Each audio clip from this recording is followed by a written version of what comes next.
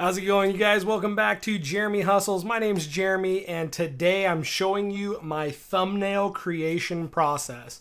Now, I'm not going to go out and say that this process won't evolve further or that I won't change, but I've been using the same thumbnails and, the same template, and so they're getting good results. I haven't A/B tested anything, but I at least wanted to share with you guys how I go about making my thumbnails. So let's go.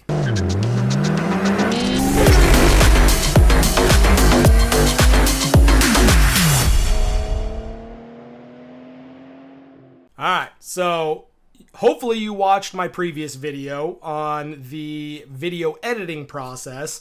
I did a quick tutorial on how I edit my videos, how simple it is, how simple it should be. And so we're going to use that same footage. We're going to use that same Premiere Pro to help develop this. So first things first, if you click on the frame where you watch your footage, I click in there and I go Window, Maximize Frame. And that's just going to blow up that window. And then I'm going to grab the playhead here, and I'm going to scrub through until I find a thumbnail that represents what it is.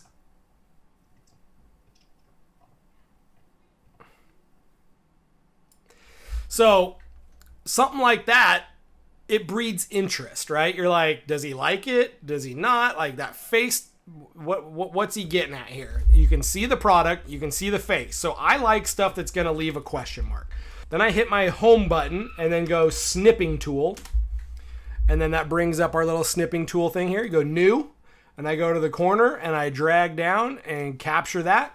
And then I hit the disk and save it and call it, we'll call it straw cap. Save it into my Jeremy Reviews file, close that down. There's the picture for my thumbnail. Now, if you don't know, I use Canva. Canva makes things very, very, very, very, very simple. And this is the thumbnail I did for the JLab AirPop earbuds that I have and use and love. So what I do, and let me back up.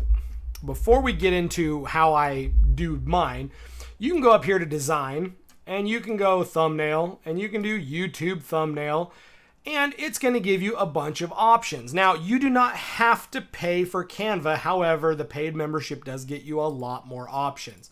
But you can come in here to the filter. You can filter by color if you're looking for a specific color. You can also...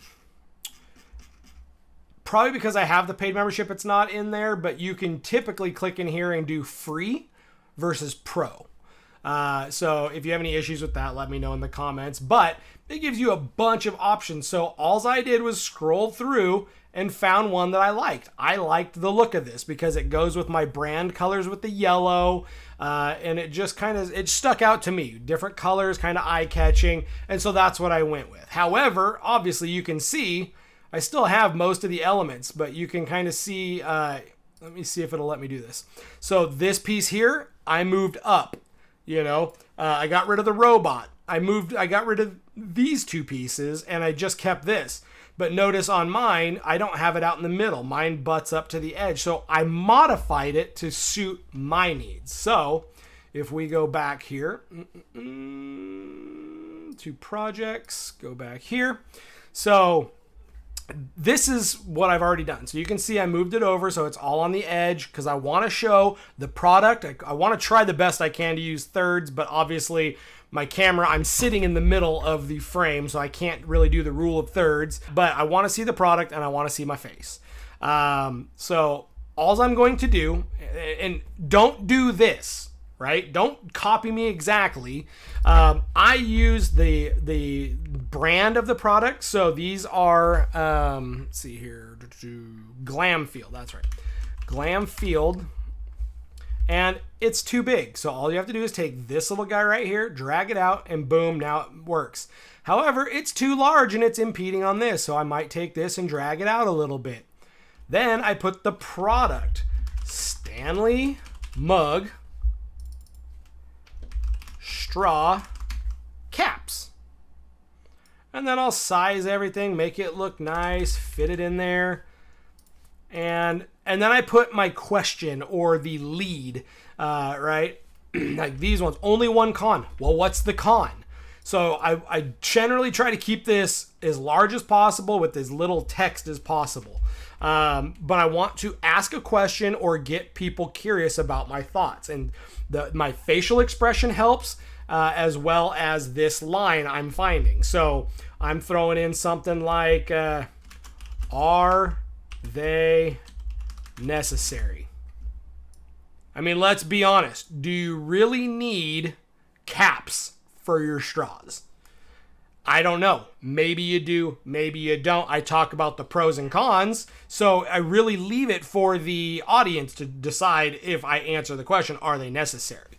So that's the text. Done. Easy peasy. Then you click the image you have in there if you've already created a template or, whatever. You delete everything else you don't want. And then you're going to go over here to uploads. You're going to upload files. You're going to find, I save it in Jeremy Reviews. So we're going to go through here. Oh, straw cap. It's right there. Easy peasy. So we're going to upload that. It's stored right here on Canva. And then you can drag it, you can click it, whatever. I like to drag it over until you hit the edge and then it blows it up full screen. Then what you have to do, obviously you see all the color went away. So then I click on the picture, right click, go to layer, and you're gonna send it to the back. And boom, there you go. So it already works in Rule of Thirds. You can see my face, you can see the product, you can see the question pretty clearly. And then one other thing that I've been seeing people talk about doing is, and let me see if I can do it here. If you go down, you make it nice and small, can you still read it? If you go down to a small percentage, can you still read, are they necessary? Can you still see?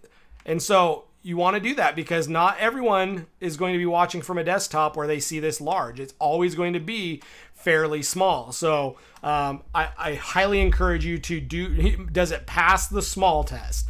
You want your text to be fairly large, but not covering up the object that you're trying to talk about. So that's it, guys. That is my process. I replace the background picture with the new snip and I change the text, and I use the same one every time. Canva saves it for you as long as you sign up for their free account.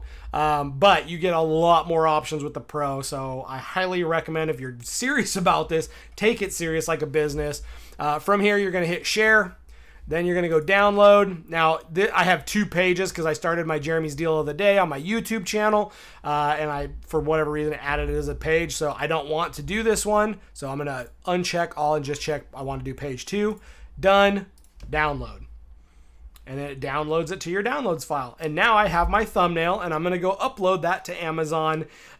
So anyhow, I hope that helps you guys. If it did, if you got any value out of this video, make sure you smash the subscribe. Oh, I hate saying that. Why do I say that? Why does anyone say smash the subscribe button? Like hitting the mouse harder or throwing it against the wall or karate chopping your computer screen is going to make it any better.